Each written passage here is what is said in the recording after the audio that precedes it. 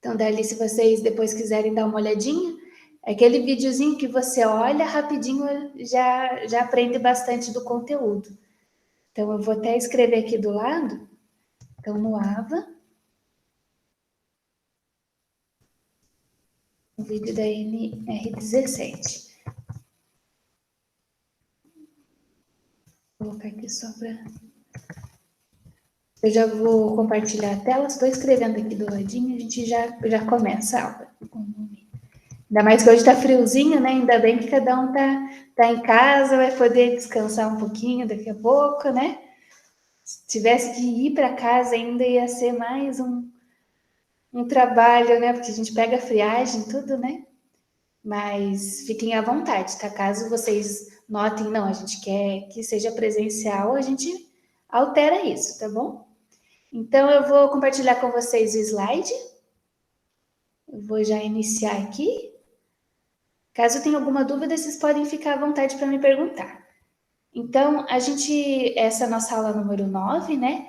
A gente começou, então, a falar de vários tópicos já na semana passada, e a gente entrou dentro da gestão de segurança e saúde do trabalho, e também falamos um pouquinho dos primeiros socorros, né? Hoje, o nosso foco é os riscos elétricos, que é um risco bem específico, mas que todo mundo está suscetível a sofrer, né?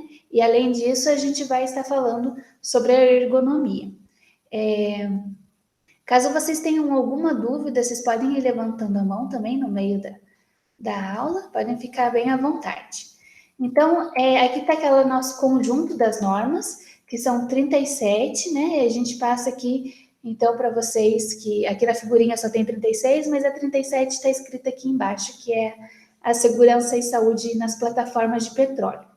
Então, a gente verifica aqui que a gente tem essas normas, e a que a gente vai ver hoje, em específico, é primeiro aqui a NR10, que eu deixei em vermelhinho, sobre eletricidade, e a próxima depois, a NR17. Hoje a gente vai começar a falar um pouquinho de ergonomia, semana que vem a gente fala também um pouco mais, e assim a gente vai discutindo um pouquinho de todas as normas, né, da importância de cada uma delas. A gente já falou sobre a segurança no trabalho, a CIPA, que é a Comissão de Prevenção de Acidentes, falamos bastante sobre os EPIs, que são os equipamentos de proteção, né?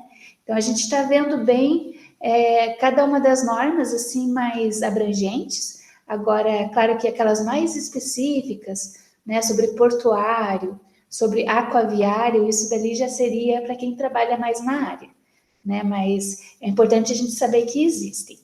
Então, dentro da NR10, a primeira norma, que vai falar sobre a eletricidade, ela fala sobre a segurança das instalações do serviço de eletricidade.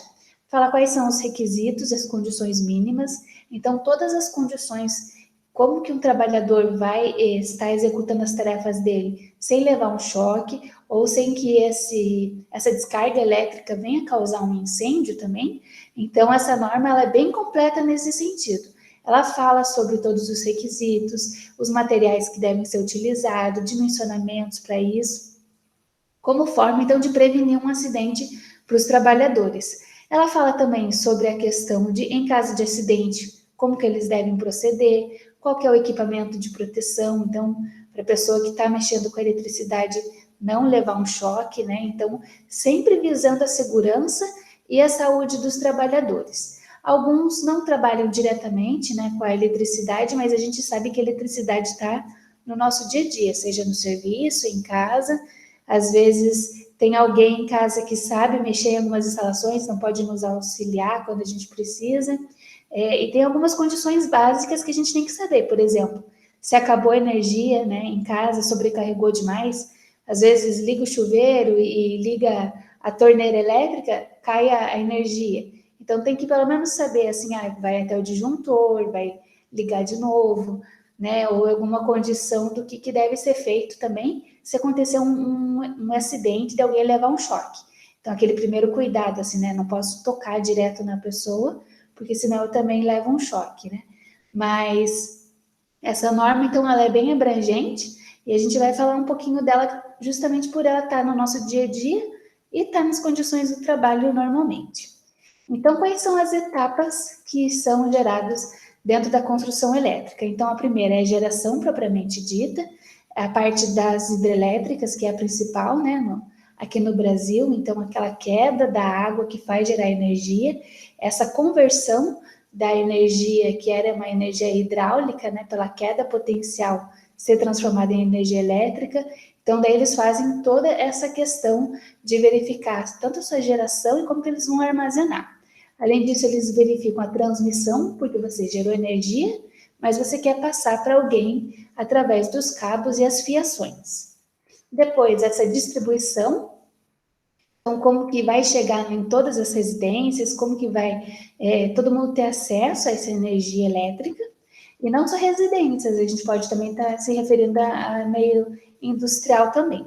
O consumo, né, já que a gente sabe que todo mês tem alguém que vai lá medir a nossa conta, verificou quanto que a gente gastou e faz a conta, né, para a gente pagar. Então, a conta de água e luz são aquelas que nunca faltam, né? Todo mês tem elas. E daí, nessas etapas da gestão da segurança, também é verificado o projeto, quando você quer ampliar sua rede elétrica, a montagem, então todas as estruturas, como que elas são feitas, a operação e a manutenção das instalações. Então, se teve alguma queda, caiu uma árvore em cima, teve algum acidente, né? Às vezes a pessoa sofreu um acidente de carro, bateu num poste e derrubou a fiação. Então, a gente vai ter que ter alguém que vai fazer essa parte de manutenção, porque a primeira vez que caiu energia, o pessoal já liga para reclamar. Então, tem que ser um serviço assim que está 24 horas atento, cuidando. Hoje em dia, a gente não é nada sem energia. Quanto mais em algumas condições específicas, né? Igual o hospital, que depende da energia, depende que as máquinas estejam funcionando. Então, realmente são mais necessárias, inclusive nesse caso, terem uma fonte alternativa, que caso dê um problema, eles têm os geradores, né, em reserva para cuidar. E também inclui a etapa sobre os trabalhos que são realizados nas proximidades. Então, toda essa parte dos trabalhos da energia elétrica entram dentro da gestão de segurança. Todas elas, por estarem abordando corrente elétrica, são suscetíveis a você levar um choque, desde a geração, transmissão, distribuição, consumo. Então, a parte de segurança ela é vista de maneira geral. Quais são, então, os riscos elétricos? Quando a gente fala de risco elétrico, tem o próprio risco em si, da tomada, da corrente elétrica, mas também aqueles riscos que ficam associados. Então, se tem uma tomada muito perto de uma torneira, tem a chance da água entrar em contato e levar um choque maior, porque dali a água conduz essa corrente elétrica, né? Outros pontos, assim, quando tem fontes onde pode ter fogo, também é um risco maior. Se der um choque e pegar algum material inflamável ou que tenha uma fonte de fogo, pode então trazer um dano ainda maior, que é o caso dessa figurinha aqui, né? Ela trouxe vários encanamentos vazando de água perto da tomada, e isso é um risco para levar um choque enorme, né? A corrente ela passa ali de maneira com que dê um problema ainda maior. Então, quando a gente fala de choque, a gente se refere principalmente porque está falando sobre materiais condutores. Então, são os materiais como cobre, alumínio e a própria água, né? Então, não são só metais, a água também transporta a corrente elétrica, que pode levar a gente a levar um choque. Então, o que é feito para evitar com que o material fique energizado? É utilizado um outro tipo de material. Então, se aquele que conduz corrente elétrica se chama condutor, aquele que isola, como o nome diz mesmo, é um isolante. Ele, então, é aquele que vai evitar que a eletricidade passe. Então, caso vocês encontrem alguém que está levando um choque, que tem que tomar um cuidado, a gente viu que um dos primeiros socorros é estar sobre um piso de borracha, né? Alguma coisa que dê essa alteração e que tente até, às vezes, afastar a pessoa do choque com um pedaço de madeira, por exemplo. Por quê? A madeira é um tipo de material que não é condutor, ele seria isolante, então vai evitar com que aquele choque que a pessoa está levando passe para você também. Mas além da madeira, quais são os outros tipos de materiais isolantes? A gente tem vidro, o plástico e a borracha. Então, a principal, que é utilizada, inclusive dentro dos equipamentos de proteção, eles sempre usam aqueles sapatos com então, o solado de borracha para evitar com que a pessoa vire a condução, né? Que a corrente elétrica venha passar justamente por ela. Eu não sei se vocês já viram algumas questões também, como falam se a pessoa está passando perto de um poste, caiu de eletricidade, ela tem que tomar um cuidado se ela está dentro do carro, porque o carro ele é todo metalizado, né? Então, se ela encostar a mão ali naquela parte de metal, ela corre o risco de levar o choque. Porém, os pneus do carro, eles auxiliam, então, para que essa corrente ela possa ser descarregada depois, né? Então, a borracha do pneu ele é um isolante, então daí evita, mas num primeiro momento, se o carro receber uma corrente elétrica, você tem que esperar, tentar não encostar nas portas, né? Nem abrir o carro, querer sair correndo. É necessário esperar pelo menos uns 30, 45 minutos para depois você sair, para evitar que você leve um choque maior. Então, dentro dos riscos elétricos, o que vai acontecer com as pessoas? Ela levou um choque, não é só aquele, né, aquele sustinho que leva. Não sei se vocês lembram daquele filme do Jurassic Park, né, que o menininho vai subindo uma portão de corrente elétrica, né, de cerca elétrica, e estava até então desligado. Quando ligam, aquela voltagem tão alta, ele até sai voando, né, porque é uma corrente tão alta que daí a pessoa acaba se machucando bastante. Mas quais são os tipos de acidentes que as pessoas podem ter, né? Pode levar uma queimadura, então não é só um choque, aquele estado que ela levou um susto. Dependendo do tempo também que ela está segurando aquele material que ela está levando um choque, ela pode levar uma queimadura que vá até 3º grau, então seria aquele pior de todos. Uma queimadura de 1º grau é essa normal do dia a dia, que a gente, quando vai se bronzear, tá? No dia a dia mesmo, fazendo serviço, o sol queima, você volta para casa mais vermelhinho, essa seria de 1º grau, é simples. Daí, a partir do 2º já tem lesões que vão formando as bolhas, as feridas, e 3º grau é quando tem uma ferida ainda maior, que chega até na parte da musculatura, né? Então, são feridas que o efeito do risco elétrico machucam mesmo. Então, além de queimar, você pode ainda sofrer uma coagulação do sangue devido a essa corrente elétrica. Ocorre algumas pessoas que têm lesões nos nervos, justamente porque os nervos são as nossas células que conduzem os nossos impulsos nervosos, né? A gente sabe que a gente mesmo é uma própria máquina ambulante de impulsos elétricos, o cérebro manda alguma informação, né? Os nossos neurônios, que são as células, vão conduzindo essa corrente para todo o organismo. E então, quando acontece uma corrente maior do que o corpo estava ali acostumado, justamente por ela estar levando um choque, pode ter uma adesão nesses nervos, porque eles não aguentam uma corrente tão forte desse jeito. Pode dar também contração muscular, então a pessoa está levando um choque, ela contrai o músculo, ela não consegue soltar, relaxar, porque ela está ali num momento de tensão. Então o músculo acaba agindo de uma maneira involuntária, ele enrijece, ele fica duro, e a pessoa às vezes não consegue tirar a mão, sair, porque ela está naquele evento ali recebendo choque. Outro ponto que também pode acontecer é o estremecimento, então essa sensação do choque, da pessoa sentir que teve um movimento, né? Mas também pode acontecer da pessoa, se ela está em determinada altura, trocando uma lâmpada, ela pode cair. Então, às vezes, cai da cadeira, dependendo do trabalho que ela estiver executando, ela pode até mesmo cair de uma altura maior ainda, que vai poder lhe causar um outro dano. Então, além do choque, ela ainda pode sofrer um dano pela queda. Então, tem que tomar muito cuidado, principalmente quando o pessoal vai mexer com os equipamentos dentro do meio industrial, porque a voltagem é maior. Mas lembrando que acidente doméstico também causam vários efeitos, né? Note que, por exemplo, trocar uma lâmpada, se você não está com uma condição segura, uma escada meio bamba, você já corre o risco duplo. Primeiro de levar um choque na lâmpada e depois com a queda. Então, é necessário tomar esse cuidado. Então, aqui eu trouxe para vocês uma figurinha mostrando essa segurança na instalação da eletricidade.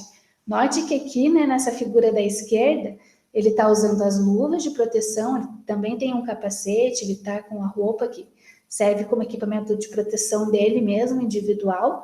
Mas notem que os fios, nesse caso aqui, eles estão bem organizadinhos, né? Eles estão ainda mais com colorações distintas, evitando aquele emaranhado de fio que às vezes a gente acaba encontrando em casa mesmo. E aqui tem o caso das pessoas trabalhando, inclusive em torres, né, maiores, Nesse caso, além de todo esse equipamento, eles têm que estar com um cinto de segurança, não só pela questão de poder cair, mas também que se levar um choque, elas também correm o risco da queda. Então, a queda acaba sendo um risco duplo nesse sentido. Então, a gente verifica assim, como medidas de controle, o que pode ser feito? Então, antes prévio, já sabe que existe esse risco, inclusive quem trabalha nessa área, eles recebem um adicional no seu salário por estarem se submetendo a esse tipo de problema, mas antes de mais nada, nunca é a intenção dos chefes, né, que os seus operários, os seus funcionários, colaboradores sofram um acidente. Então, o primeiro momento é tentar controlar, evitar o acidente. Então, tem esse controle preventivo. Então, o que pode ser feito como medida para controlar uma situação? Primeiro, desenergizar. Então, você cortar as ligações. São ações controladas, onde você libera determinados locais da corrente elétrica que vai mexer. Então, por exemplo, vão mexer na rua de casa, às vezes eles já avisam, ó, os postes dessa rua vão ser desligados, porque a gente vai fazer a desenergização, vamos cortar a energia para fazer algum reparo. Então, pode acontecer como medida de controle, evitar que alguém leve um choque se cessa essa energia. Um outro ponto, que é um dos mais importantes, é a questão do aterramento, que é justamente uma medida de segurança que faz, então, que através de uma ligação, a própria corrente elétrica saia do equipamento ou da onde está tendo uma corrente elétrica e vá para o solo. Então, faz com que essa corrente de elétrons, essa corrente de eletricidade, seja descarregada na Terra. Por isso que tem esse nome, aterramento, porque ele vai se dissipar na Terra. Então, existem alguns equipamentos com tubulações e carcaças que em condições normais não vão estar energizadas, porque eles têm essa questão de já ter um fio terra ali protegendo ele. O objetivo desse aterramento é eliminar, então, através do solo, evitar com que as pessoas tenham contato e levem um choque com isso, e também fazer com que as correntes que são perigosas tanto para o homem quanto os animais, então não venham causar um dano para eles. Então joga na terra, que a terra mesmo ela vai cuidando. Eu não sei se vocês já ouviram falar, algumas pessoas gostam bastante de estudar a questão de energia, tudo, né? E um dos pontos que elas falam também é de você, por exemplo, chegar em casa e andar um pouco descalço, que andar descalço ajuda a desenergizar. Então você joga aquela corrente elétrica, aquela energia que você teve durante o dia a dia, andando, se locomovendo, você põe o pé no chão e dali você faz esse aterramento, esse fio terra, onde descarrega no piso também. Mas isso são condições que algumas pessoas falam à parte, né? Claro que cada um tem as suas crenças, né? Mas eu achei interessante de estar falando isso para vocês também, porque elas acreditam que então não tem uma energia apenas, né, dos objetos elétricos, tem a energia própria que a gente vai vivendo no dia a dia mesmo, mas uma questão que acontece e que vocês já viram até em algumas experiências é o atrito normal do dia a dia. Então, vai raspando, raspa na parede ou bate alguma pessoa, esse atrito também cria energia. Então, a gente sabe que energia é criada pelo atrito. Então, o fato de você estar se movimentando, agindo, pode sim criar uma corrente elétrica em você. E é por isso que, às vezes, as pessoas fazem aqueles experimentos com bexiga, né? Você esfrega a bexiga, dali consegue com que os papeizinhos grudem nela, ou consegue com que o cabelo fique mais arrepiado, em condições assim, quando está um tempinho mais chuvoso. Então, você vê, a corrente elétrica, ela está normalmente no nosso dia a dia. O que muda ela ser de perigosa ou não para um acidente é justamente a sua intensidade, tá bom? Então, outra questão sobre o aterramento, vocês vão ver essa figurinha aqui, que é justamente nesse sentido, que ela é um pontinhos, né, que vão até o solo, indicando então que a corrente elétrica vai ser eliminada para o solo.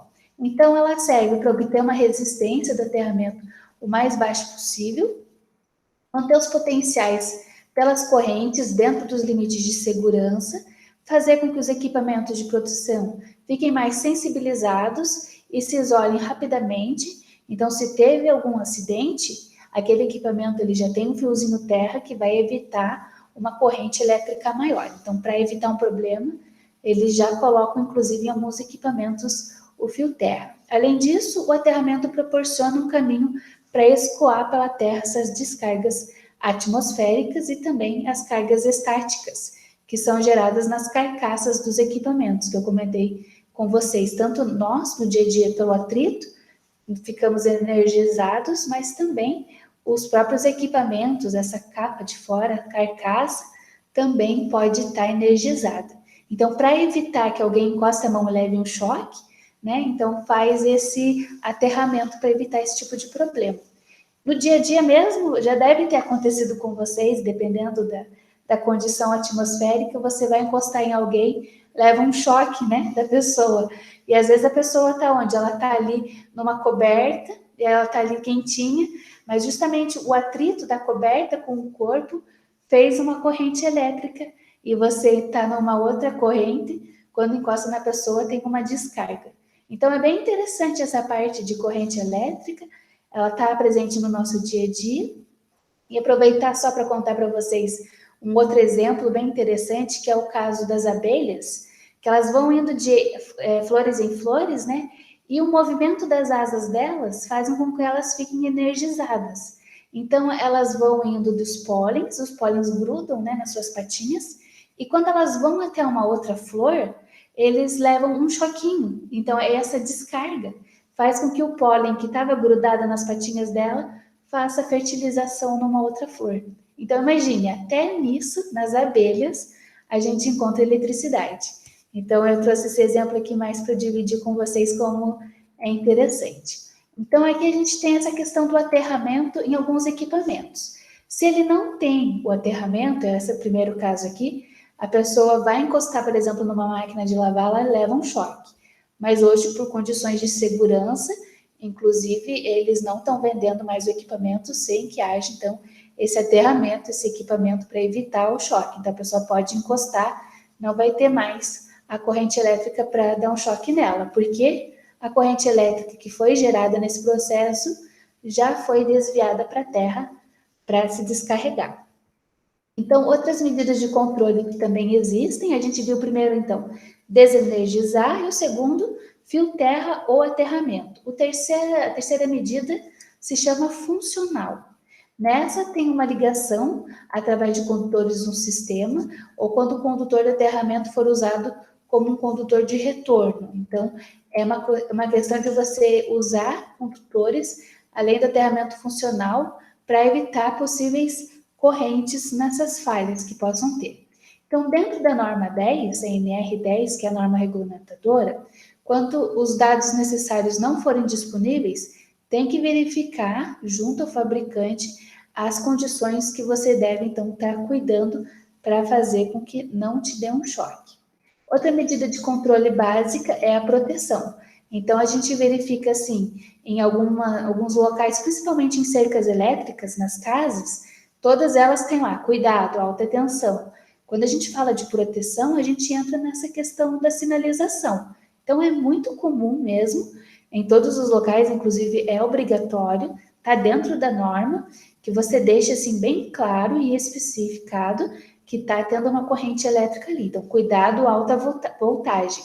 Né? Tenha uma indicação, mesmo que a nossa intenção é que ninguém entre na residência, né? Não quer que o ladrão saiba, por exemplo, que tem essa cerca elétrica, mas tem que ter esse recado lá informando que aquela rede, então, ela está energizada e pode dar um choque. Então, como medida de controle, a gente tem essa questão da proteção, fazer a ligação dos elementos condutores dentro da instalação e também proteger os condutores com relação a determinadas deteriorações mecânicas, químicas, eletroquímicas, forças eletrodinâmicas, tudo que pode, ao longo do tempo que a corrente elétrica vai passando, pode desgastar o material. Então, para evitar com que haja o rompimento, com que esse material fique, né, todo bagunçado, espalhado, a gente, então, coloca alguns materiais de proteção, como se fosse uma vedação mesmo, para garantir um tempo de vida útil maior desse equipamento. Além disso, as ligações devem estar acessíveis para fácil verificação e execução das caixas moldadas. Então, tem que estar com essa proteção. Nenhum dispositivo do comando ou proteção deve ser inserido no condutor de proteção, mas pode ser utilizada ligações desmontáveis. Então, você coloca esse meio como forma de controle para evitar um acidente maior. Então, vamos falar um pouquinho sobre o choque elétrico. Primeiro que ele pode acontecer é aquele contato direto. Então, você veja que o rapaz está mexendo na tomada, o outro foi mexer no disjuntor, ele acabou levando um choque. Nesse caso da figurinha de baixo, note que não tem fio terra, então não tem um aterramento, o próprio rapaz acabou sendo o meio aonde a corrente elétrica vai ser conduzida até chegar no piso. Então, ele levou um choque como contato direto. Uma parte viva nossa foi tocada naquele objeto. Na maioria dos casos, então, ele acaba acontecendo porque teve uma falha no isolamento, uma ruptura ou uma remoção da parte que era isolante. O pessoal acabou, ao invés de encostar na parte onde tinha uma borrachinha, um adesivo, um plástico isolante, a pessoa encostou justamente no fio, é aí que ela leva o choque. Então, às vezes está no dia a dia mexendo ali na lâmpada, você acaba colocando a mão bem na fiação onde está com aquela corrente elétrica. Mas além do contato direto, o choque também pode acontecer como um contato indireto, quando então é tocada uma massa por falta ou efeito interno. Então, o choque pode ser um contato imprevisível, mais frequente do que imagina, o que levou então a norma 5.410 a ter uma ênfase especial desse contato indireto do choque. Outros materiais, agora, apenas para citar, eu não vou cobrar esse daqui de vocês na prova, para vocês lembrarem cada um desses termos, mas apenas para saber que existe. É importante a gente saber que está na norma e que existem essas medidas de segurança. Então, uma delas é criar barreiras, ou também chamados de invólucros também, que são dispositivos que vão impedir o contato com a parte energizada. Então, para você não levar um choque, tem essa barreira ali te dando uma proteção. E, além disso, existem bloqueios ou impedimentos, onde a gente coloca alguns dispositivos em específicos que vão impedir com que você acione ou religue o equipamento. Então, os interruptores, para evitar um choque maior, o próprio interruptor ele já dá uma baixa também. Outro ponto que a gente pode usar como medida de segurança são os obstáculos e anteparos, que são destinados para o contato involuntário com as partes vivas, então serve como uma proteção, por isso que tem esse nome, obstáculo, para evitar que a pessoa encoste e leve um choque. E por fim, o último é o isolamento propriamente dito. Então, para as partes vivas, que é o ser humano, por exemplo, que está encostando naquele material, eles são elementos construídos com materiais dielétricos. Quando vocês verem esse termo dielétricos, então é duplo, seria a questão de não condutores de eletricidade. Por isso que ele tem esse nome, di, como se fosse um sentido negativo. Então, ele não conduz a eletricidade. E ele tem por objetivo, então, se ele não conduz a eletricidade, ele tem como objetivo fazer esse isolamento. Então, ele serve para evitar, fazer com que não haja condução da corrente elétrica, e também pode ser usada a isolação dupla ou reforçada. Você, então, tenta proteger duplamente determinados equipamentos. Agora a gente vai falar um pouquinho sobre quais são os erros comuns nos serviços das instalações. Se alguém tiver alguma dúvida, pode ficar à vontade para perguntar. Se achar que está indo muito rápido também, tá bom? Fiquem à vontade para a gente estar conversando sobre o conteúdo. Agora a gente vai verificar, então, o que as pessoas fazem de errado que levam a uma condição de ter um acidente, um risco de choque. Então, quais são os erros mais comuns? Primeiro, contratar profissionais que não têm a qualificação. Às vezes porque é mais barato, ou porque é um conhecido, ou porque sabe que aquele é amigo de um amigo que diz que sabe mexer na parte elétrica. E às vezes a pessoa, ela não tem plena ciência do que realmente está fazendo, ela entende alguma coisa, mas às vezes por não ter uma qualificação, acaba dando algum erro nessa instalação que ele fez e leva um choque. Tanto ele que está instalando, quanto depois as pessoas que vão estar usando aquele dispositivo onde ele fez, o serviço. Outro ponto que dá erro, que dá choque, é a sobrecarga dos disjuntores. Vocês já devem ter visto, principalmente em locais de trabalho, onde a gente precisa de vários equipamentos e precisa de muita tomada e não tem, você acaba sobrecarregando, então, os disjuntores. Tem aqueles T's, né, aquelas réguas grandes, né, que tem quanto mais 6, 7, né, locais para você colocar as suas tomadas, né? Então acaba fazendo com que, se você colocar várias ali, tem um risco maior de levar um choque. A corrente elétrica vai ter que passar por todos aqueles dispositivos. O próximo ponto que também pode dar efeito e que dá erro, dá choque, são os fios desbitolados, né? Ou, além desse nome, desbitolados, pode se chamar como desencapados, que são aqueles fios que você já consegue ver o cobre ali para fora, ele está então correndo um risco de você levar um choque. Um fiozinho para fora já é um risco para você sofrer algum acidente com isso. Também é um erro comum não ter instalação do DR. Quando vocês verem essa norma, essa sigla sobre o diferencial residual.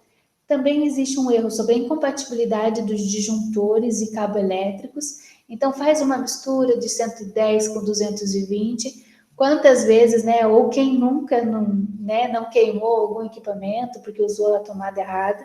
Eu mesma confesso aqui que acabei utilizando uma tomada errada, porque perto da pia tinha as duas, tinha tanto 110 quanto 220. Daí eu fui ligar o meu liquidificador, queimei ele, né? Ele era 110 e eu acabei colocando numa tomada mais perto da torneira, e dali era uma tomada 220, né? E eu não tinha prestado atenção na hora da correria ali, você vai querer mexer com tomada, você olha ali e você já põe, né? E daí eu acabei queimando o meu liquidificador por isso.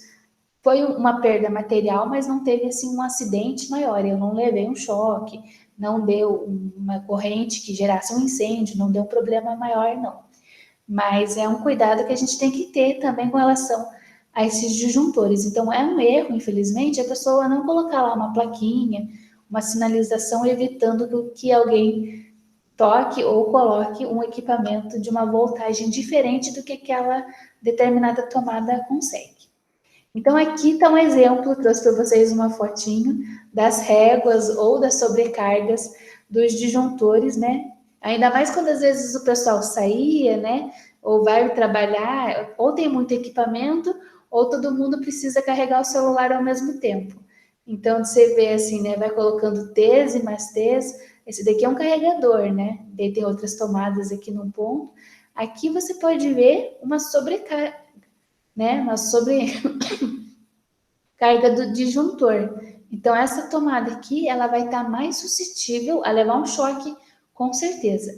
Outro ponto aqui é a dessas réguas, né? Ela tem várias, mas a intenção é com que você não use todas de uma vez, pelo menos intercale uma sim, uma não, para evitar um risco maior. Mas existem casos que o pessoal vai utilizando, está precisando de tomada, e acaba, então, sobrecarregando, o que acaba induzindo a um possível erro depois. Depois notem em casa se vocês não veem alguma situação dessa, né? Hoje, aqui, pelo menos, a gente já não tem mais a régua, mas antes a gente tinha régua em casa desse jeitinho ali e acabava correndo esse tipo de problema, porque sobrecarregava demais, ainda mais no trabalho, que daí tinha que alguém ligar o computador, tinha o carregador do celular, tinha algum equipamento que precisava de tomada e acabava, então, fazendo com que a régua fosse utilizada em todos eles. Então, isso aqui é um risco do choque elétrico, é um risco comum que acaba acontecendo. Tá bom? Então, agora vamos falar um pouquinho dessa NR10. A NR10, então, é aquela que vai falar sobre eletricidade. E ela fala sobre vários fatores, e entre eles fala sobre habilitação, qualificação, capacitação e autorização dos trabalhadores. Tudo que for nesse sentido de habilitado, qualificado ou capacitado se refere aos profissionais de eletricidade. Então, são aqueles que, por exemplo, realmente estudaram, têm certificados, têm diplomas para poder, então, executar determinados projetos e obras. Então, são pessoas que realmente têm autorização de fazer aqueles determinados serviços. Qualificado, a gente se refere quando a pessoa tem um conhecimento, mas ainda não teve uma habilitação. ela ainda não foi, por exemplo, no CREA, fazer a sua carteirinha, né, para poder realmente assinar um projeto, assinar uma ART, que seria aquelas anotações de responsabilidade técnica. Então, quando vocês virem esse termo qualificado, pode ser mesmo alguém que fez, por exemplo, engenharia elétrica na faculdade, se formou, ele tem a qualificação, ele tem o conhecimento. Se a pessoa apenas fez um curso, ele está ali capacitado, tem um certificado, com certeza aprendeu sobre questões do que tinha que fazer para evitar um choque, assim por diante. Mas então, notem assim, capacitado, ele fez um curso, qualificado, ele fez uma faculdade de engenharia elétrica, né? Agora, habilitado é aquele que já tem uma autorização no CREA, tá? Que é o Conselho Regional das Engenharias. Então, a pessoa realmente pode assinar um projeto maior e fazer os seus serviços nesse sentido. Então, qualificado tem um curso específico na área elétrica, que é reconhecido pelo nosso sistema de ensino. O habilitado, que eu falei para vocês, ele é qualificado porque ele fez a faculdade, mas ele também está registrado no CREA, que é o Conselho da Classe, tá bom? O próximo profissional é o capacitado, que seria aquele que recebeu orientações, treinamentos, um curso profissionalizante, e ele acaba também tendo uma autorização para trabalhar nessa área, tanto como responsável, como supervisão. Então, ele também cuida para ver se o pessoal que está fazendo o serviço está fazendo certinho. E, por último, aquele profissional que é autorizado, todos acima que possuem uma anuência formal numa empresa. Então, ele pode ter a faculdade, ele pode ter um curso, ou ele pode ser registrado no CREA. Então, se eles realmente têm esses cursos, têm essa capacitação, têm essa habilitação, qualificação, eles têm esse conhecimento em geral, eles são, então, profissionais autorizados para executar esse tipo de serviço. Então, nós que não mexemos na área elétrica, né, ou a não ser que alguém aqui tenha um curso específico disso, né, também pode acontecer. Mas caso não tenha, a gente não pode assinar nenhum projeto nesse sentido. Nós não somos autorizados para isso. Tá bom? Então, aqui temos alguns, né, profissionais. Vocês notem que eles têm aquele sapato, então, com um solado diferente para garantir a proteção. Eles andam com os equipamentos na cintura também como forma de proteção. Eles têm esse equipamento para poder ver a amperagem que está acontecendo dentro de cada uma das tomadas, então já sabe se está funcionando ou não, se está passando corrente elétrica, seria uma forma de segurança para eles. Além do capacete, a fiação, que serve então com um envoltório de um material isolante, né, para evitar o choque. Então tem aqui que mais? Uma lâmpada, tomada, a régua, né, que a gente estava comentando, uma lâmpada que tem um perímetro e um voltímetro, para ver tanto a corrente quanto a voltagem. Então, esse aqui é o profissional elétrico. É isso que se vai estar referindo nessa norma em específico. Tá bom? Alguma dúvida com relação à eletricidade? Não? Tranquilo? Então, agora a gente vai para o nosso próximo ponto, que é ergonomia. Ergonomia, vocês também já devem ter ouvido falar bastante dela. A ergonomia, então, ela entra aqui como nosso item 4.3, é o último desse sistema, então a gente já viu primeiros socorros, vimos os riscos elétricos, a gente já viu também na aula anterior e na adiantes um pouquinho sobre a gestão de segurança, e agora a gente vai ver o último tópico desse assunto em específico, que é a ergonomia. A ergonomia também tem uma norma própria, que é a norma 17. Então, quando a gente fala de ergonomia, seria então relacionada às condições de trabalho daquele funcionário. São vários quesitos, né? Então, não pense só que é a mesa e a cadeira que a pessoa está sentando, né? Existem vários pontos que devem ser discutidos. Então, dentro dessa norma, a NR17, ela define como ergonomia que é uma disciplina relacionada às interações do ser humano com algum elemento do sistema, então seja com uma bancada, com um computador, com um determinado projétil, né, um protótipo que ele estiver mexendo, com uma caixa. Então é sempre alguém, um ser humano, que está se relacionando com algum equipamento ou algum material dentro do serviço dele. Então, a gente verifica, assim, que é um profissional que ele tem que tomar cuidado em otimizar o bem-estar dele e utilizar realmente os equipamentos a seu favor, né? Se aquilo está lhe dando uma dor nas costas, um incômodo, não é essa a intenção da gente criar os objetos, criar uns maquinários. Pelo contrário, a intenção é sempre que esses equipamentos e maquinários venham nos facilitar, né, no processo que a gente vai trabalhando. Então, a gente tem aqui a NR17, como que ela é dividida dentro. Então, primeiro ela fala sobre conceitos, tem um capítulo especial, que é NR17.1, que então é no primeiro capítulo, ela vai explicando toda essa questão de conceito, o que é ergonomia, o que é um maquinário, todos esses pontos de que o que seria, por exemplo, o bem-estar de um funcionário. Então, nessa questão assim um pouquinho mais teórica é o primeiro capítulo. Depois, ela fala sobre o levantamento, transporte e descarga dos materiais. Então, esse levantamento é justamente esse trabalho da pessoa se agachar para pegar um objeto, às vezes muito pesado, que dali acaba forçando as costas, né? E dependendo do tipo de serviço, as pessoas acabam carregando peso durante muito tempo, durante vários períodos, ou o dia inteiro carregando caixa, fazendo esses transportes. Então, esse tipo de sistema, né, ele também verifica em várias profissões, mas um levantamento pode acontecer dentro de um escritório também. A pessoa está ali mexendo, chegou uma impressora nova, ela vai ter que fazer o levantamento, né, retirar aquele equipamento para fazer a substituição e assim por diante. Dentro do laboratório de química também, né? Chegou material novo, às vezes chega aquelas caixas cheias de vidraria, então você também tem que tomar um cuidado como que você vai transportar para que aquilo não force as suas costas e não venha te machucar.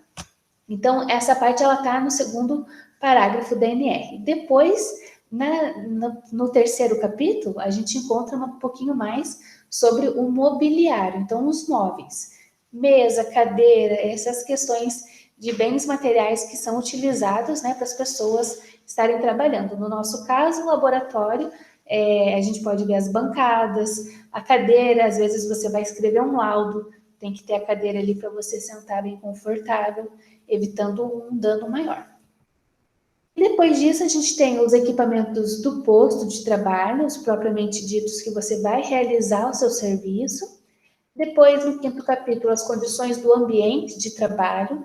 Então, isso é interessante. Ergonomia não é só você cuidar das suas costas, cuidar da forma como que você está. Ela fala também sobre como está o ambiente de trabalho. Seria quase uma higiene e segurança do trabalho. Nessas condições ambientais, não é apenas esse quesito de você pensar em meio ambiente, não. É do ambiente mesmo onde você está. Então, seria condição de ventilação, a luminosidade, se tem exaustores para jogar fora os vapores que contaminam o meio ambiente. Então, dentro desse capítulo número 5, a gente vai falar das condições do meio ambiente, se onde você está é adequado ou não. E também depois, no capítulo 6, fala um pouquinho sobre a organização do trabalho. E eu trouxe para vocês um vídeo que está ali no AVA. Eu estava comentando no comecinho da aula, eu vou até mostrar para vocês aqui pelo AVA. Esse primeiro aqui, ó, vídeo sobre análise ergonômica do trabalho. Ele vai falar um pouquinho sobre a NR17. Ele é simples, né? Igual eu comentei com vocês, não chega a dar 5 minutinhos, mas é bacana para ver e entender um pouco mais sobre o assunto. Então, tem um intervalinho, tem um tempinho, vocês aproveitam e dali deem uma olhadinha nesse material lá. Deixa eu só verificar se alguém pediu para entrar. Não? Então tá jóia.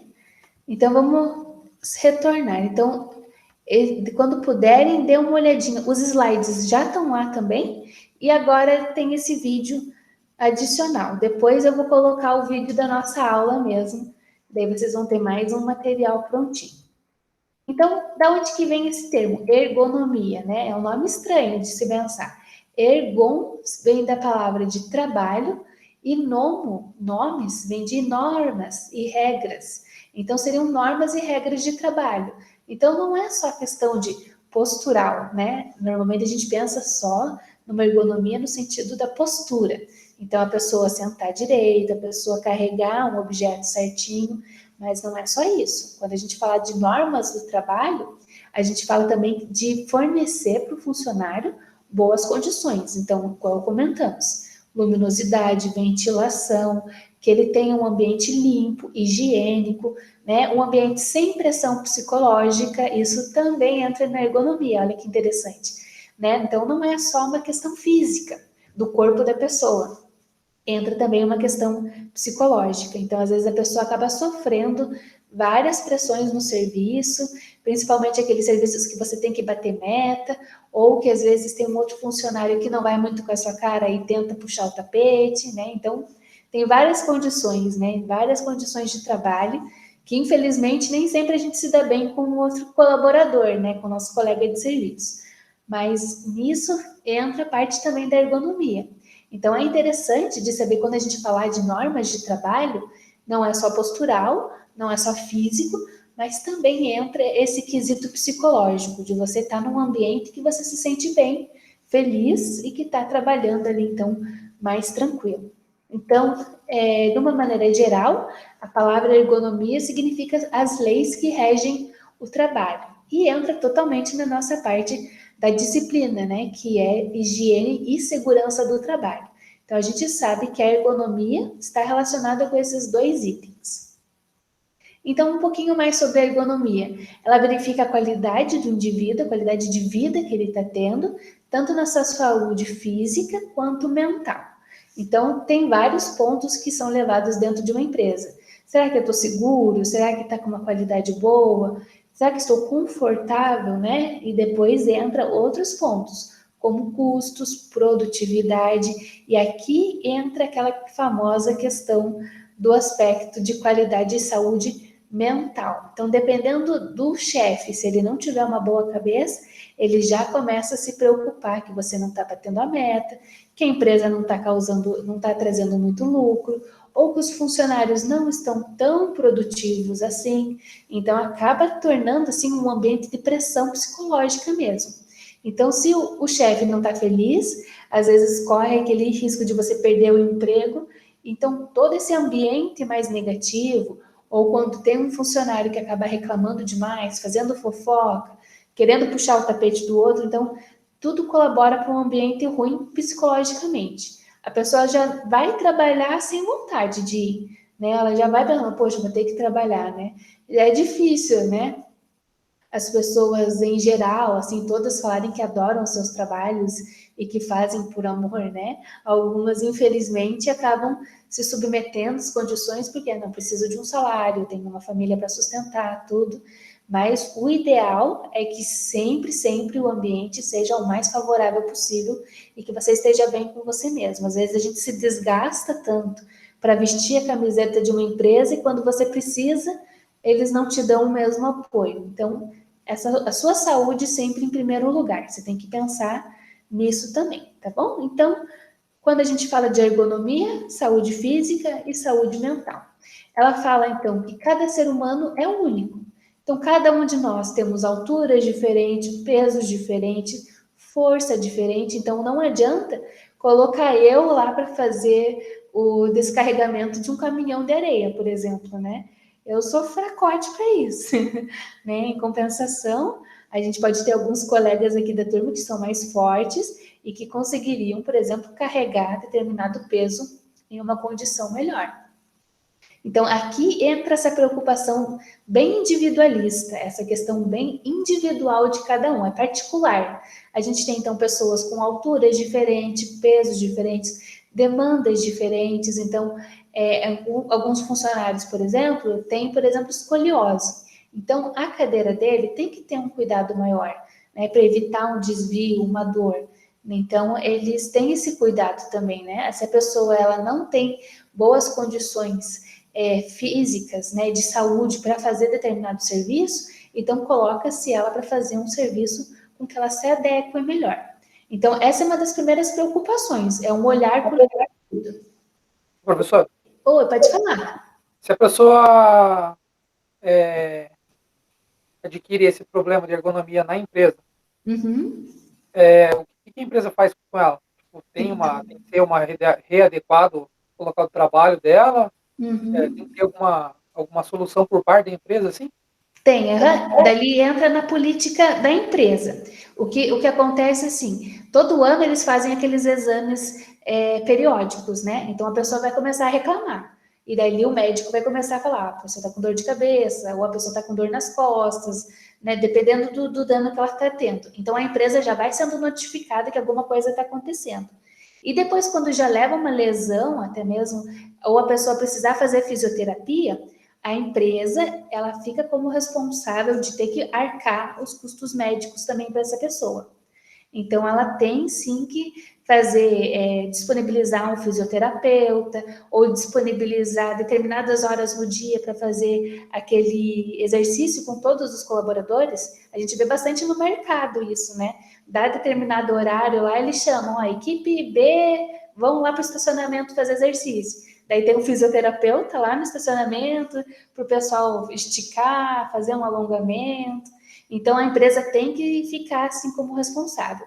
E quando foi feito exames e verificou que foi do serviço, aí sim que a empresa realmente vai ter que pagar a indenização, um tratamento, arcar com os custos que a pessoa às vezes tem que se afastar durante um período até ela ficar boa mesmo. Então, realmente a empresa tem que pagar pelo serviço, sim. Tá joia? Então, beleza. E dali o que acontece? Às vezes a empresa não tem esse cuidado, ele só vai perceber depois que vem uma fiscalização. Então, chegou alguém para fiscalizar o serviço deles e fala: olha, essas cadeiras estão inadequadas, a luz está muito escura, ou está queimada demais, a condição do banheiro está anti-higiênico. Daí leva a multa e a empresa começa a mudar a atitude dela. Então, realmente, ou é porque o funcionário começa a reclamar de dor, ou porque veio alguma fiscalização e eles vão ter que mudar a atitude deles. Tá joia? Muito legal essa pergunta. Obrigada por perguntar. Então, agora a próxima figurinha, ela fala disso então, que a nossa ergonomia é esse cuidado geral, físico, que é o que a gente estava falando aqui, mas também o cuidado mental. Então, existem algumas empresas que, além de ter o fisioterapeuta, o médico ou um enfermeiro de plantão, também tem um psicólogo. Não é comum, né? Mas às vezes eles contratam até dentro desses exercícios, exames de rotina, que a pessoa possa ir para um psicólogo também. Às vezes a pessoa não está dando conta daquele serviço, ela se sente frustrada porque ela não está alcançando a produtividade que a empresa está pedindo, então acaba tendo também um cansaço mental. Dependendo do tipo de serviço, é mais estresse. Então, vocês vejam lá numa bolsa de valores, né? O pessoal toda hora gritando, berrando, ligando, fica naquele nervoso. Imagine a pessoa quando ela sai de lá, ela ainda tem que ter um tempo para parar, para conseguir se acalmar para voltar para o serviço, né? A mesma forma, alguém que está trabalhando com alguém fazendo pressão na cabeça dela. E vamos produzir, vamos terminar. Às vezes, num primeiro momento, parece assim motivacional para o pessoal se animar para fazer o serviço. Só que aquela pressão todo dia, toda hora, deixa as pessoas confusas, ela traz um cansaço, né? Então, se tem um cansaço mental, também acaba prejudicando a produtividade e acaba diminuindo o lucro da empresa. Então, nisso entrou o cuidado do empregador. Quando ele viu que se ele cobrar demais, também dá um dano pior, porque daí os funcionários ficam menos produtivos, eles ficam mais bravos, chateados, reclamando. Às vezes ele está assim, pô, eu estava fazendo o meu serviço bem, recebi uma reclamação, agora que eu não vou fazer mesmo. Ele toda hora está reclamando que eu não bati a meta, então hoje eu não vou fazer o serviço. Então, acontece isso também. Então, a pessoa acaba ficando tão desgostoso com aquele trabalho que daí já acaba nem querendo fazer mais com qualidade boa.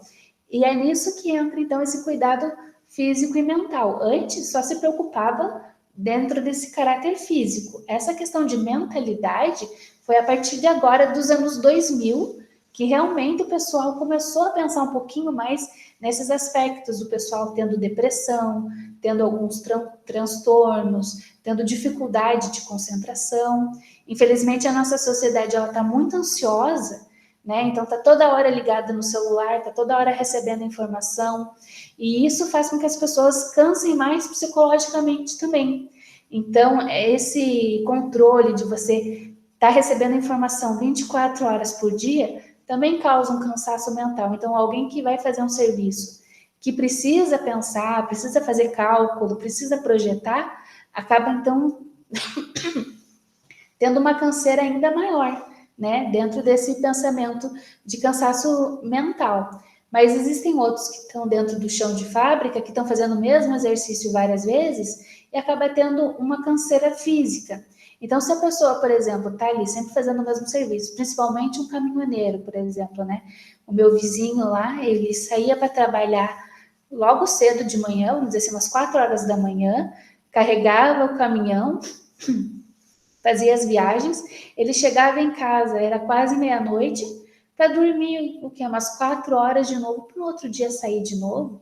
Então, imagina essa canseira ao longo da semana, fazia isso 3, 4 vezes na semana, e não dormia direito, então não tinha uma boa qualidade de vida, e correndo um risco ainda, porque se a pessoa está cansada, como que ela vai estar dirigindo um caminhão? Então, esse traz um cansaço mental para ele, além do cansaço físico. Então, são condições que não são bacanas de serviço. O que foi feito para resolver? Alternar os funcionários, contratar mais pessoas e alternar. Então, no tal dia você trabalha, você vai descansar, no outro dia você retorna para o serviço. Então, desculpe aqui os latidinhos. Vamos agora ver a parte da divisão da ergonomia. A ergonomia, ela pode ser dividida em 3 principais. Na ergonomia física, que é a do corpo mesmo, propriamente dito. Então, é onde que a pessoa está trabalhando e seu ambiente físico. A gente tem a divisão da ergonomia cognitiva, que é aquela questão tanto individual e coletiva, que seria a questão mental. E, por último, a ergonomia organizacional, que entra dentro da normalidade ou da anormalidade. Se está tudo corretamente distribuído ou não. Então, aqui dentro dessa ergonomia cognitiva, que a gente está falando um pouquinho dessa parte de emoções e como que as pessoas estão lidando no dia a dia hoje com o serviço, a gente tem as questões das emoções, inteligência, memória, raciocínio, percepção, tomada de decisão, concentração e atenção.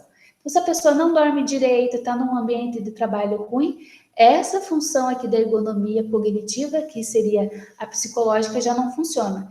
A pessoa, primeiro, se não dorme direito, o senso dela de concentração já não é o mesmo. Então, daí ela tem dificuldade de atenção, ela não consegue perceber ou raciocinar rápido e acaba tomando decisões erradas também.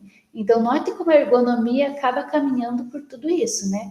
Ela tem que, então, estar fornecendo ao funcionário boas condições de serviço, não pode dar jornadas muito longas, e também uma parte muito interessante é de estar mudando a função do funcionário de tempos em tempos. Às vezes, deixam ele uma semana no setor A, depois na semana seguinte no setor B, para que ele saia um pouquinho daquele ambiente e também fique bem psicologicamente, tá bom? Então, os principais riscos ergonômicos, o que a gente tem, que são os que mais acontecem? Primeiro, repetitividade, é o que a gente estava falando. O funcionário que está ali sempre colocando a porta no carro, sempre está lá fazendo aquele mesmo serviço, ele já começa a fazer aquilo no automático, ele nem pensa mais, né? Então, existe essa questão de sempre estar fazendo o mesmo serviço, ou, por exemplo, quem está num escritório vai escrever os laudos, sempre está sentado, digitando a mesma coisa, aquilo fica cansativo, e daí, então, essa repetitividade é um risco ergonômico também. Outro ponto que acontece muito, e é tanto no trabalho quanto nós, no dia a dia, é a postura inadequada. Então, se desde criança você senta errado na cadeira, tudo bem que às vezes você chega do serviço e quer relaxar, né? Mas se você sempre está sentando errado, aquilo ao longo do tempo pode te dar uma escoliose, que seria essa inversão na coluna ali, que você fica com a coluna torta. Essa postura inadequada vai trazendo efeitos, principalmente a longo prazo. Então, às vezes é criança, é jovem, né? Nem sente. Agora, a gente que começa depois, a partir dos 30, já começa a sentir uma dor, já estrala. Então, aquela postura inadequada que você andou tanto tempo, assim, ela começa a fazer um efeito depois.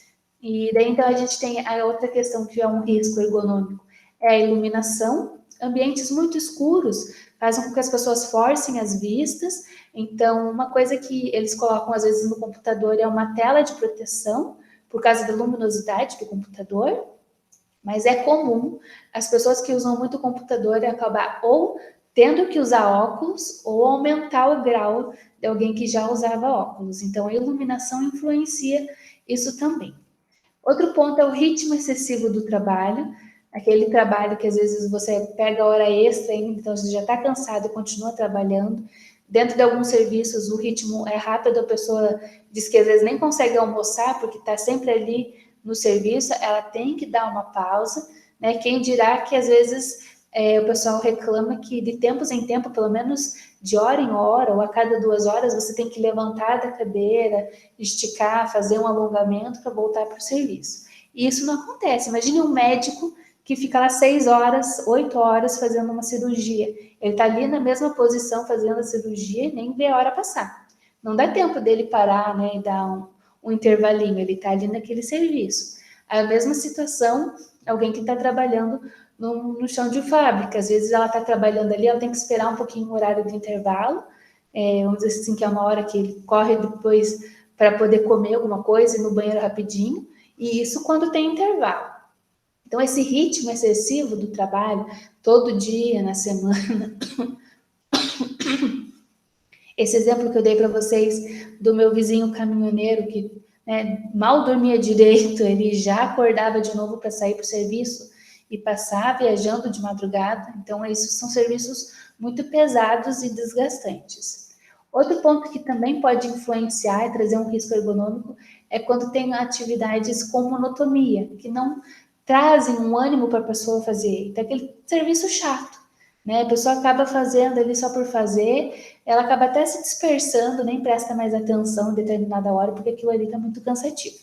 E também um principal risco, que é o que a gente sempre vai estar falando, é na questão do manuseio das cargas. Então, levantar cargas pesadas, dependendo do tipo de serviço, isso pode sim trazer danos maiores, principalmente para a coluna. Então, quais são os benefícios da ergonomia? Inclusive nesse vídeo que está ali no AVA, para vocês darem uma olhadinha, ele fala desse tripé, que é o conforto. Então, a pessoa está num ambiente com conforto, com segurança e também que possa fazer o seu trabalho com eficiência.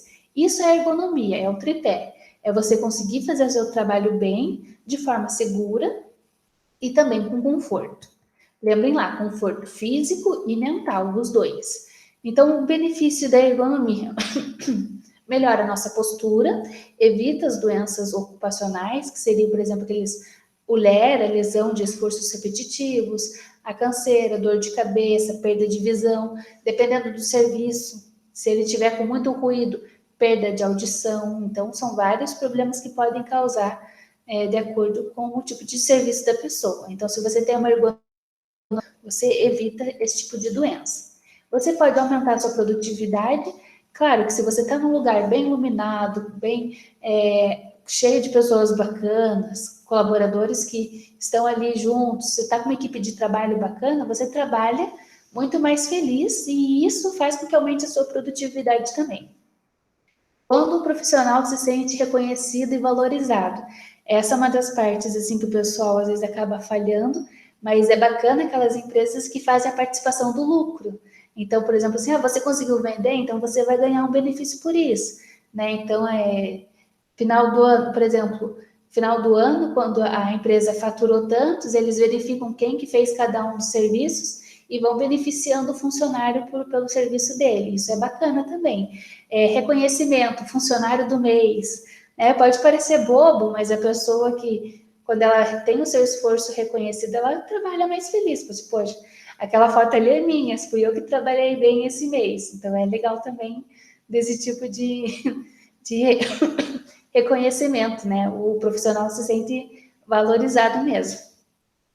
A mesma situação acontece se você não valoriza o funcionário, aquela questão de você apenas valorizar aquela pessoa que não está fazendo o serviço bem, então aquela outra pessoa que está fazendo o serviço bem, por que eu vou fazer certo se ninguém nunca presta atenção no que eu faço? Então eles dizem, né, que o funcionário bom você tem que recompensar e o ruim você tem que ensinar, chamar e corrigir. Se você tratar os dois da igual maneira, aquele funcionário que é bom, ele vai olhar e vai ver que não tem benefício nenhum de fazer o serviço de maneira correta, chegar no horário, ter um cuidado, né, um zelo pela empresa. Então, tem essa questão também.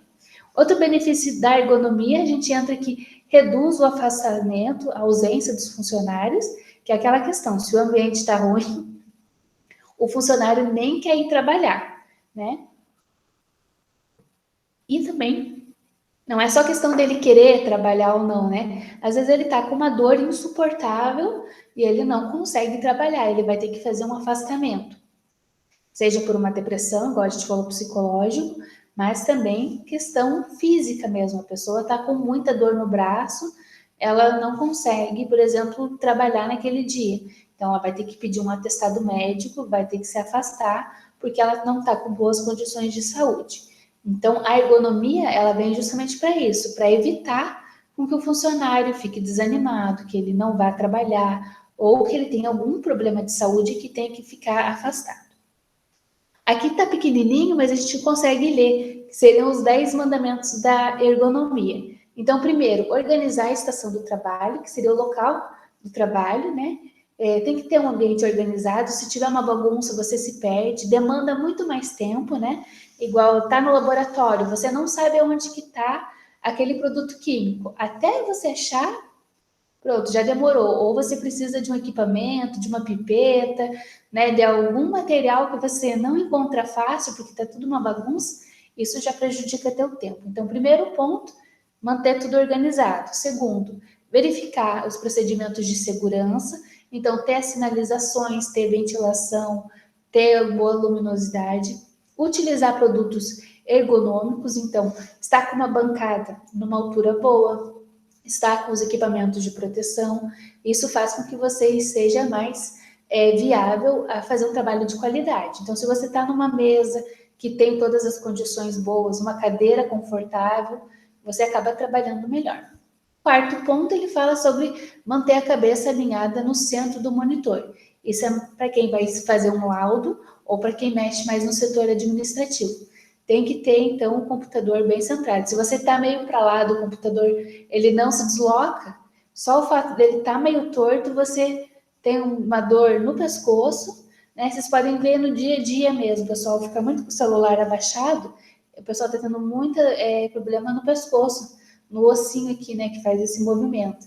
Então, isso não é ergonômico, né? O ideal seria, então, tanto o celular quanto a tela do computador estar bem na sua frente, mas é muito difícil você ver alguém, né, com o celular bem assim no rosto, no meio ali, mexendo. O pessoal sempre está mais agachado, isso vai trazendo dor no pescoço também. Lembra o que a gente falou, é da coluna, né? Enquanto você é criança e jovem, vai mexendo na coluna, não sente dor. Chegou depois dos 30, começa a sentir as costas doer um pouquinho mais. E nisso entra no quinto mandamento, que é manter as costas eretas. Isso é um cuidado que a gente tem que ter. Infelizmente, o pessoal até estava vendendo uns cintos que você colocava nas costas como se fosse uma mochila, e isso fazia com que você conseguisse manter as costas mais retas, né? Daí a gente foi verificar com o médico, ele falou assim, olha, ele pode auxiliar de certa forma, só que o ideal para você ficar com a coluna reta mesmo não é utilizar equipamento, porque daí a gente fica com o corpo acostumado, ele sabe que vai ter lá aquele cinto que vai deixar ele certinho. O ideal seria fazer academia. Então, alongamentos, ginásticas, eles que vão fazer com que você mantenha uma postura também. Principalmente quando alguém faz algumas aulas de dança também, né? Por exemplo, como balé, a pessoa tem que manter aquela coluna bem retinha, né? E isso também faz com que as pessoas, então, mantenham as costas retas. Então, exercícios físicos e também algumas atividades de lazer. Mas, se por acaso não consegue, recorre também a esses cintos, assim, que deixam a coluna mais reta, ou toma um cuidado maior de se policiar. Quando você vai ver, você já está de novo torto, né? Mas tem que tentar manter essa parte da ergonomia. E uma coisa que influencia bastante dentro do serviço do trabalho é a cadeira que você está sentado e está trabalhando. É claro que tem algumas pessoas que trabalham de pé, daí também tem que manter a coluna reta, mais reto possível, e daí nesses casos, para quem trabalha de pé, como que ela vai conseguir se manter reta se a bancada for muito baixa? Isso aqui já impede, a pessoa já não vai ficar reta, né? Então, tem que deixar também a bancada, a mesa de trabalho dela na altura certinha. E é aquilo que a gente comentou. Cada pessoa é de uma altura diferente, então você tem que acabar adequando cada equipamento para cada pessoa. No laboratório, infelizmente, não é possível, né? A gente sabe que existem pessoas de várias alturas e todas elas vão estar ali trabalhando junto naquele mesmo ambiente ali de trabalho de análise. Mas, quando é possível, a gente faz esse cuidado individual também. Próximo ponto, 6. Deixar os braços levemente esticados. 7º ponto, não cruzar as pernas, porque quando cruza a perna, a coluna fica torta. Então, olha só que interessante, isso é mais mulher, cruza mais a perna, né? Assim, mais geral, mas o homem, às vezes, coloca a perna por cima da outra, né? Num sentido, assim, de 90 graus, né? Perpendicular. Só o fato de você fazer esse movimento, a coluna também já fica reta. Então, o ideal realmente é você sentar com as pernas sem cruzarem. Outro ponto é deixar essas pernas em 90 graus, fazer exercícios, os alongamentos, são necessários, são precisos e, igual eu comentei com vocês, conforme a idade a gente vai sentindo mais ainda. E por último, fazer as pausas. Isso é um dos pontos mais difíceis, na minha opinião, dependendo do serviço. Quando você olha no relógio, já passou 2, 3 horas e você não fez pausa nenhuma porque você está ali trabalhando. Mas é necessário. Quando a gente fala de problemas de circulação, a gente fala tanto de pessoas que ficam muito tempo sentadas no escritório, quanto pessoas que ficam o dia inteiro em pé, como médicos ou alguém que está trabalhando num serviço industrial, no laboratório mesmo. Tá? Então, tanto você ficar muito tempo de pé ou muito tempo sentado, dá problema de circulação. Bom, agora a gente vai falar um pouquinho das posições do trabalho, né? Tanto de estar de pé quanto de estar sentado. Então, eu não sei como que vocês no trabalhinho de vocês, eu já fiquei muito tempo em pé, hoje em dia já estou num trabalho um pouquinho mais de ficar sentado. E daí, quando eu estava estudando bastante, eu comecei a ter problema na circulação no pé, porque eu ficava ali horas, almoçava, ficava até lá quase 7 horas, todo o tempo sentado. Então, como não tinha circulação, né, quando a gente fica muito tempo sentado, a corrente sanguínea não passa direito na panturrilha, então acabou dando algumas inchadas no meu pé, começaram algumas manchinhas de circulação. Foi daí que eu perguntei, mas né, eu não fico de pé, qual que é o problema? Ele falou assim, mas médico também tem isso, e médico fica muito tempo em pé, ao contrário de você que ficava muito tempo sentado. Então, infelizmente, o excesso é o prejudicial. Você ficar muito tempo de pé, muito tempo sentado, não dá. Tem que fazer as pausas e dizem que o ideal é você parar de tempo em tempo, levantar, fazer o alongamento, né, se espreguiçar, que seja, e fazer esse movimento com o pé, de cima para baixo, para fazer com que haja um estímulo na panturrilha para aumentar a corrente sanguínea da perna também. Então, para quem trabalha em pé, igual nesse caso aqui da figurinha, que ele está num ambiente de serviço, né, que vai vindo os produtos, eles vão seguindo, cada um deles, eles trazem uma sobrecarga para as pernas. É muito tempo em pé, a circulação acaba cansando. Chega no final do dia, às vezes o pé está inchado, latejando, está doendo. Então, corre-se o risco também de até ter uma retenção dos líquidos. As pernas ficam inchadas porque os músculos não se movimentaram o suficiente para bombear o sangue. Tá bom? Então, não sei se vocês já viram, o pessoal também diz, chega do serviço, tenta ficar com o pé um pouquinho para cima, né? Às vezes é difícil, você chega do serviço, vai tomar um banho, vai comer alguma coisa, tem criança, então depende da situação, né? Mas eles dizem que o ideal é você chegar em casa, pelo menos depois do banho que seja, relaxar um pouquinho, ficar um período com a perna para cima.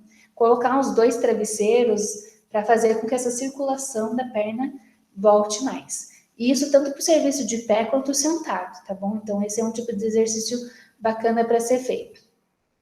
E com relação ainda ao trabalho de pé, essa canseira, né, esse cansaço, a redução, acaba prejudicando a concentração. Se a pessoa está cansada, ela já desanima, o serviço já começa a ficar improdutivo. Aqui eu trouxe para vocês uma figura que mostra o tipo de serviço e qual que deve ser a altura da bancada. Então, se a gente tem um trabalho de precisão, onde a pessoa está mexendo com um protótipo, com uma placa-mãe do computador, arrumando o celular, por exemplo, né? Ela tem que estar com uma altura acima do umbigo, né? Que são trabalhos de precisão. A pessoa tem que ficar ali quase de olho mexendo naquele determinado material. Então, note que ele tem que ficar num nível mais alto. Se o nosso trabalho é leve, como a gente faz, por exemplo, no laboratório, numa bancada, a gente já pode ficar com uma bancada um pouquinho mais baixa. Não é de precisão, então não tem que ficar olhando tanto para aquele material. Então você mantém numa altura um pouquinho menor. E é um trabalho considerado leve, né? Agora, se você tem um trabalho pesado, são aqueles que você acaba carregando um peso. Daí, nesse sentido, não tem muito o que fazer. Realmente, o peso faz com que você carregue caixas, né? Para uma altura mais baixa ainda. Até porque nunca vê ninguém carregando coisas muito altas, né? Às vezes até põe um peso no ombro ou tenta equilibrar na cabeça, mas se ele só está segurando um objeto pesado, normalmente ele já fica abaixo do nível do umbigo também. Bom, falando ainda do trabalhinho em pé, né? Se a gente começa a fazer esse tipo de execução, passa longos períodos fazendo esse tipo de posição de pé, quais seriam os objetos eles têm que estar, como que eles devem estar remanejados? Todos eles têm que estar de fácil acesso. Então, a pessoa tem que conseguir rapidamente pegar determinado objeto e ficar mais fácil para ela trabalhar. A altura da bancada tem que estar de acordo com a estatura do trabalhador, isso nem sempre é possível, a gente sabe que é praticamente impossível dentro de um meio, um chão fabril, porque a gente tem trabalhadores de várias idades. Agora, se está ali, por exemplo, com alguém que vai mexer num produto específico, então você pode arrumar a mesa para ele numa bancada com uma altura certa. Então, depende muito do serviço. Mas o ideal é que cada um tivesse a sua altura própria da bancada, né? Então, nem sempre isso é possível. Quando você estiver de pé, então, para que a superfície do trabalho esteja no nível dos cotovelos. Então, quando está escrevendo um laudo, por exemplo, a mesa tem que estar na altura dos cotovelos e os ombros relaxados. Tanto um negócio muito baixo, você já arqueia aqui as costas, é ruim, e alguma coisa muito alta também você faz o movimento contrário, de tentar abrir demais os ombros. Então, o ideal é que o ombro fique relaxado para fazer o trabalho. Então, notem, se a pessoa está numa mesa errada e passou um longo período fazendo o trabalho, ela já começa a sentir dor aqui no ombro, né? E é uma dor que, se ela não cuida, ela vai ao longo do tempo como se sentisse um choquezinho, porque aquilo foi trazendo uma lesão para o ombro também. E por último, o trabalhador tem que ficar numa posição ereta, em frente da bancada, com o peso distribuído nas duas pernas. Não pode pesar a perna só para um lado, ou pesar só para o outro, porque isso também traz um problema de dor na coluna. Ainda sobre o trabalho em pé, a área de superfície deve ser de acordo com a natureza do trabalho. A superfície na qual o trabalhador esteja em pé tem que estar resistente às condições do trabalho, então tem que ser um ambiente bom. E os calçados dele também têm que ser adequados para não trazer tanta sobrecarga nas costas e na perna. Então, eles falam, não adianta ir trabalhar com salto alto ou com um sapato desconfortável, apertado, porque isso também, você ficou muito tempo de pé, o teu pé vai inchar, se você já está com o sapato apertado, aí sim que vai machucar ainda mais. Então, tem que tomar esse cuidado com isso. Tá bom? Então, esse era o trabalho em pé. Chão de fábrica, fazendo análises no laboratório químico, esses somos nós no dia a dia. Mas também temos uma parte, né, que faz um trabalho sentado, seja na parte administrativa, seja escrevendo os laudos dos resultados das análises, então também entra nesse quesito. Dentro, então, das tarefas que não exigem muita força muscular, você pode ficar, então, sentado.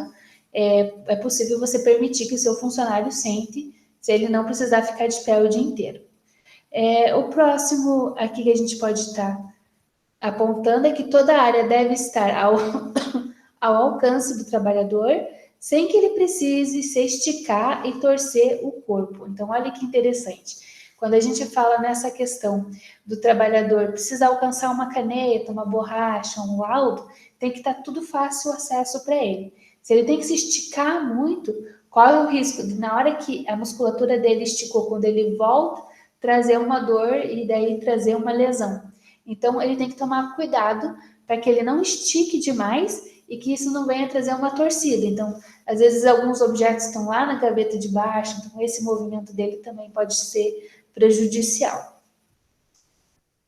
O nosso ponto aqui que a gente tinha mostrado já na aula passada também, aqui também fala um pouquinho sobre ergonomia, que é aquela questão da pessoa estar com uma cadeira confortável, na altura boa, a mesa também, o seu cotovelo e o seu pulso tem que estar apoiados. O ideal seria aquele mousepad que tem uma almofadinha, então fica na altura do pulso, assim, bem adequado, bem confortável.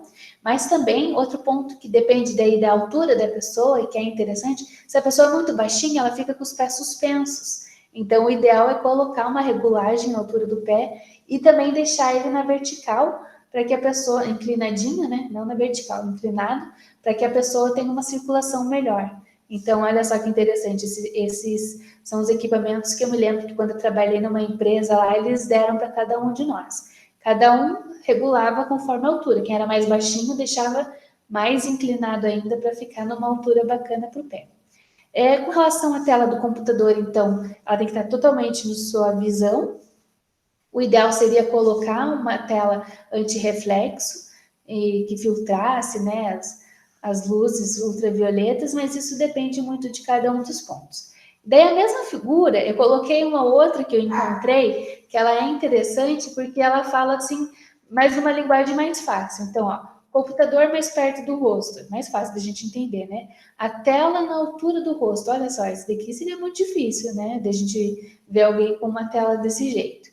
Bom, os pés têm que estar no chão, se não consegue alcançar o chão, tem que ter esse apoiador, os joelhos em 90 graus, daí aqui diz sentar com o bumbum lá para trás, então para deixar a coluna mais ereta possível, ter o apoio da lombar, então a cadeira circulando aqui, e por último, tanto os cotovelos, eles devem estar logo abaixo do ombro, nem muito esticado para frente, nem muito esticado para trás. Se a mesa está muito perto, às vezes a pessoa tem a tendência de deixar os cotovelos lá para trás, ele tem que estar bem na mesma altura do ombro. Então essa figurinha, ela é mais resumidinha, então fica mais fácil da gente ver essa questão.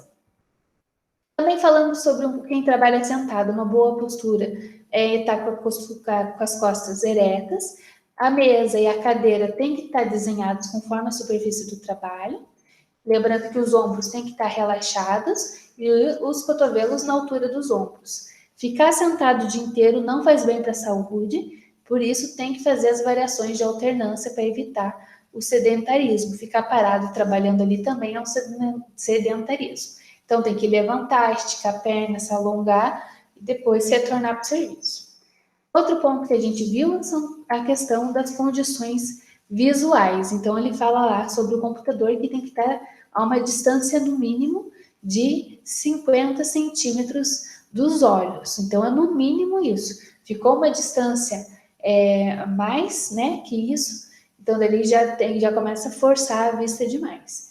Então você não pode também ficar com telas muito longe, porque isso acaba forçando a sua vista. No caso dos objetos que são muito pequenos, tem que colocar numa superfície mais alta para que você consiga enxergar melhor, ou também é possível colocar uma lente de aumento. Então, ele depende do tipo de serviço. Quem mexe com peças muito minúsculas, ou trabalha num laboratório, vai fazer alguma análise no microscópio, né? Então, realmente, não pode ser um microscópio muito lá embaixo, ou uma cadeira muito alta, porque ele vai ficar todo arqueado. Então, tem que colocar numa altura que seja boa para as costas dele, que ele consiga ver, por exemplo, no microscópio também. Máquinas e computador. Então, tem que ajustar a tela, de acordo com cada indivíduo, às vezes a pessoa é mais alta, então a tela tem que ficar mais alta, depende da pessoa. A posição, então, tem que estar ajustável aos olhos. E também é necessário tomar um cuidado com a iluminação, tanto complementar quanto a iluminação do próprio equipamento. Por último, é necessário, né, e normalmente algumas empresas de consultoria fornecem isso também, que são os assentos ajustáveis, as cadeiras que estão numa boa posição para a pessoa estar trabalhando. Então, regula a altura da cadeira, tem um conforto para poder encostar a lombar, então tem esse cuidado também.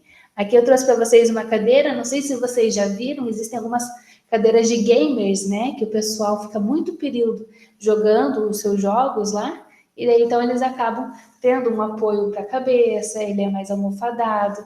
Então, quando for possível, deem uma olhadinha nessas cadeiras de gamers também, que ela é toda ajustável para quem vai ficar um longo período no videogame ou no computador. Agora, a gente vai falar um pouquinho sobre o levantamento de carga. Isso é um ponto que todo mundo acaba fazendo o levantamento errado, principalmente no dia a dia, se você só quer pegar alguma coisa que está no chão, né, ou não. Mas é muito difícil, assim. Eu, sinceramente, não tenho o exemplo de alguém que eu veja, assim, essa pessoa levanta corretamente. Ela se abaixa, ela joga, né, o tronco lá para trás, e daí ela levanta o objeto. É muito difícil, cada um vai se abaixar de um jeito errado. O problema é quando esse levantamento de cargas acaba acontecendo de uma maneira errada. Então, a pessoa, infelizmente, acaba, no momento que ela está carregando muito peso, dá uma travada nas costas. Quando chegou nesse momento, aí é muita massagem, é muito cuidado para ela conseguir voltar ao normal. Deu uma travada ali, complica, né? Então, dependendo do serviço da pessoa, ela vai carregar cargas durante o dia inteiro. Vai chegar no final do dia, ela forçou demais. Então, aqui tem um levantamento, principalmente com relação aos equipamentos mecânicos, tem um passo a passo. Eu achei interessante, eu trouxe para vocês verem também, sobre como que deveria ser, como que seria o jeito mais correto para você levantar uma determinada carga. Então, o ideal é que a pessoa não carregue a carga, o ideal é que tenha um equipamento para isso, adequado para poder fazer esse movimento. Mas se você não tem como fazer isso, então você vai poder carregar aquele material, mas desde que tome todas as ações com cuidado para evitar forçar demais e se machucar. O levantamento deve ser realizado com auxílio das pernas e não das costas.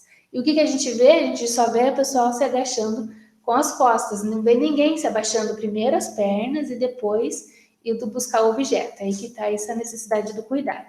Então, note, aqui nessa figurinha dá para ver bem. Normalmente a pessoa fica de pé, ela só se inclina e pega o objeto. O ideal é que ela se agache, como está aqui nessa primeira figura, depois ela levanta. O ideal é que faça esse cruzamento nas pernas, mas a coluna continue reta.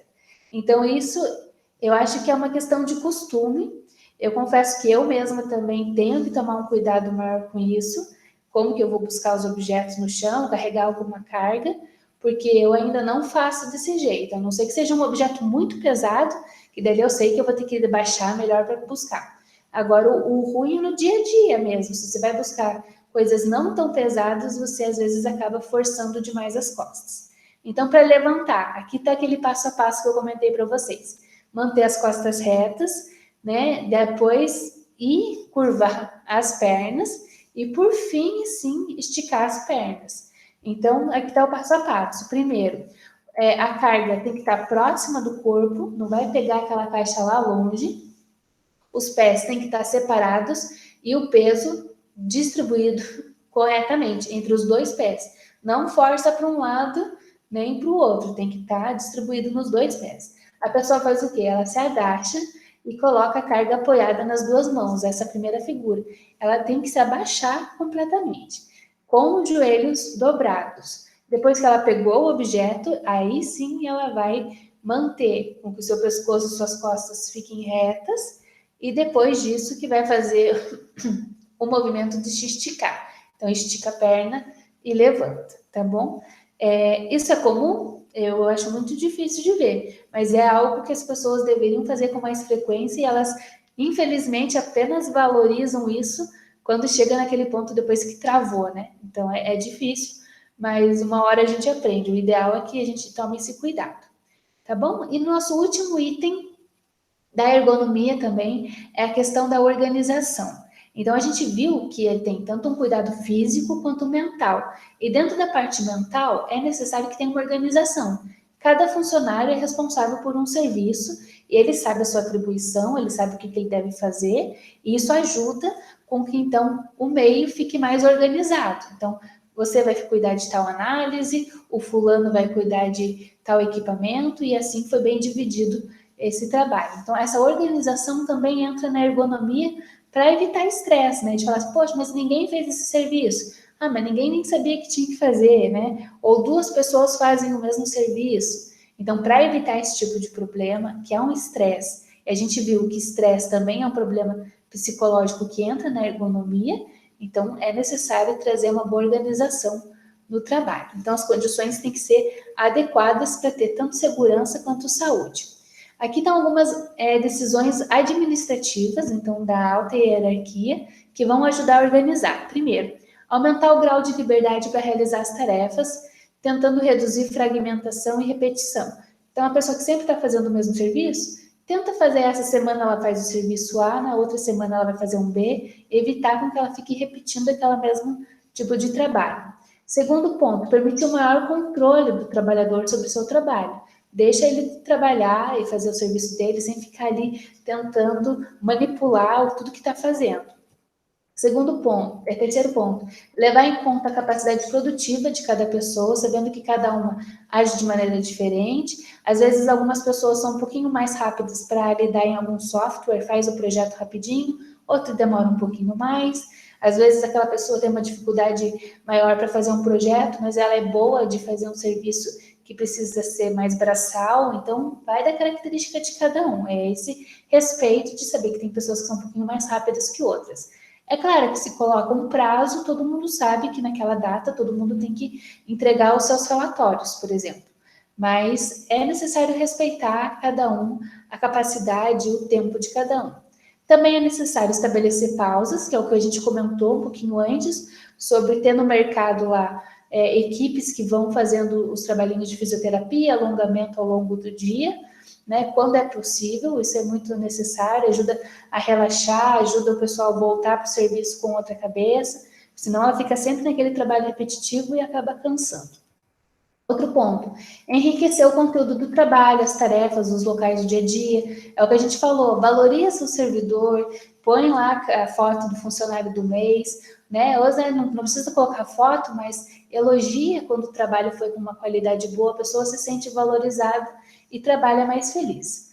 É necessário e é uma responsabilidade da empresa, igual a gente viu, cuidar do mobiliário. Então, fornecer cadeiras boas para todos os funcionários, mesas adequadas, boas condições de higiene, de serviço, para que ele tenha, então, um trabalho tanto físico quanto mental de qualidade. Lembrando que cada um tem uma característica. Às vezes a pessoa é muito alta, ela não vai precisar do apoiador do pé. Mas, né, no caso de quem é mais baixinho, tipo eu já precisava do apoiador do pé porque o pé ficava suspenso e isso podia dar uma dor nas costas futuramente. E por último, que seria bacana o administrador também tomar a frente para a melhoria da organização, é fornecer ferramentas e instrumentos de trabalhos adequados de acordo com as suas tarefas. Então, se é um trabalho minucioso, fornece uma bancada mais alta. Se a pessoa é muito alta, fornece um suportezinho para que ela consiga colocar um notebook mais alto, um computador mais alto. Às vezes a empresa está com uma contenção de gastos, não consegue comprar um equipamento. Eu já vi muitas pessoas colocar vários livros, né, mas pelo menos manteve uma altura boa para o computador, mesmo que fossem uns livros que estavam ali fazendo o apoio num primeiro momento. Mas você cuidou para que esse trabalhador não ficasse assim muito inclinado, tivesse dor no ombro, nas costas, no pescoço. Tá bom? Então, esse foi o nosso conhecimento hoje um pouquinho sobre a ergonomia. Eu não vou me estender muito para vocês. Lembrando que tem um trabalhinho para entregar no AVA, para fazer aquele mapa dos riscos, né? Se alguém tiver alguma dúvida, pode ficar à vontade para perguntar. Semana que vem a gente vai falar um pouquinho ainda da ergonomia e vamos entrar numa outra norma, tá? O vídeo, daqui a pouquinho eu já vou disponibilizar para vocês ali no AVA, os slides já estão lá. E daí, quando vocês tiverem um tempinho, dê uma olhada nesse vídeo, é 4 minutinhos, 4:20. Ele fala um pouquinho sobre a NR17, da ergonomia, tá bom? Então, era isso por hoje. Aproveito para desejar bom final de semana para vocês. Se esquentem porque tá frio, né? E o que precisarem, a prof está aqui à disposição. Pode mandar um e-mail que eu respondo para vocês, tá bom? Bom descanso.